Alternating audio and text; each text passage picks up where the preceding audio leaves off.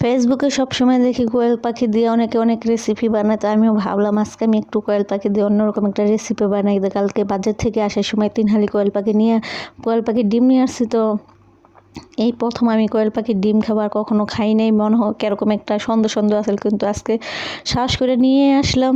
তারপরে খেয়ে দেখে অত ভালো লাগছে যে বলার বাইরে, একেবারে মুরগির ডিমের মতো।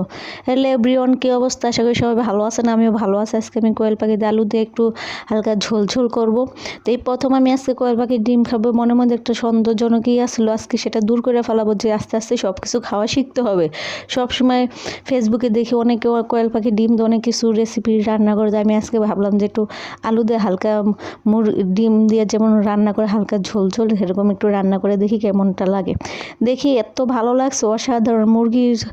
দেশি মুরগির ডিমের মতো লাগছে, খুবই ভালো লাগছে। তো আমার প্রথমে একটা সন্দেহ লাগছে, তো আমার পাশের রুমের আমার ছেলেকে দিলাম যে খেয়ে দেখো তো কেমন লাগে। ও বলছে আন্টি খুবই ভালো লাগে। তো মনে থেকে একটু সন্দেহটা দূর হয়েছে। তারপর আমি খেয়ে দেখি খুবই ভালো লাগছে, এত ভালো লাগছে যে বলার বাইরে। তো প্রথমে হলুদ লবণ দিয়ে ডিমগুলো ভেজে নিয়ে এখন ভেজে ভালো করে ভাজাভাজি পরে উঠে নিলাম।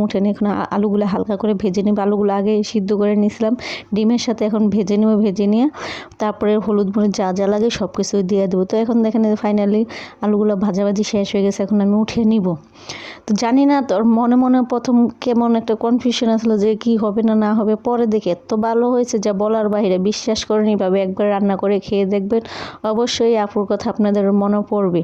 তো আপনারা এই কোয়েল পাখি কে কি খাইছেন অবশ্যই কমেন্টস করে জানাবেন। আর আমি না কথা গোছাই বলতে পারি না, কেন জানি না। আমার সাথে এরকমটা হয়, অনেকে দিয়ে কত সুন্দর করে কথা বলতে পারে। আচ্ছা আপনারা একটু আমার বলবেন তো কেন এরকম আমার হয়।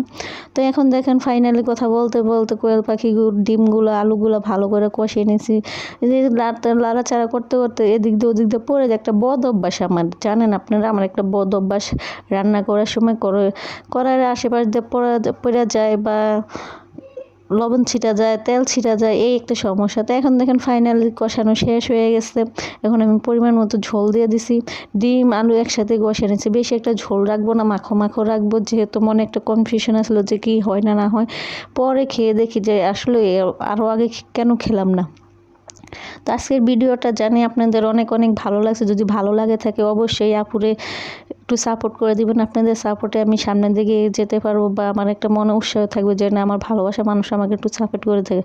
তো অবশ্যই আপনারা একটু সাপোর্ট করবেন, ফলো দিবেন, সবার কাছে শেয়ার করে দেবেন। আপনাদের শেয়ারে আমি একটু সামনের দিকে আস্তে আস্তে এগোতে পারবো। তো এখন ফাইনালি রান্নাটা হয়ে গেছে, একটু হালকা করে জিরার গুঁড়া দিয়ে দিলাম, দিয়ে এখন ফাইনালি তরকারিটা নামিয়ে নিব।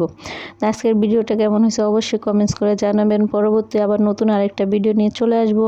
তো আজকে এই পর্যন্তই, সবাই ভালো থাকবেন।